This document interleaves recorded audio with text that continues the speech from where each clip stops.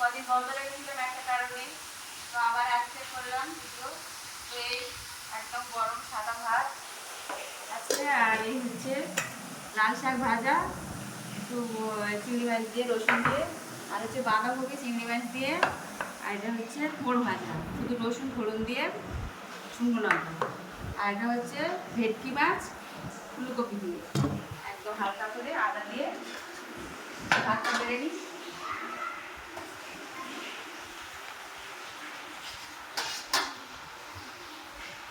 পুজোর কদিন রিচ খাওয়া হয়ে গেছে বলে এখন সব উঠছে। প্রচুর খাওয়া হয়ে গেছে। উঠছে না করলা।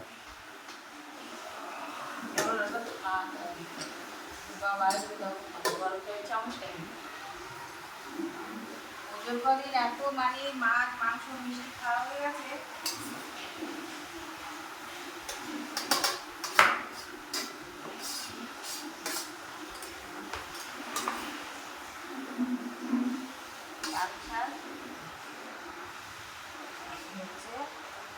বাঁধাকপি।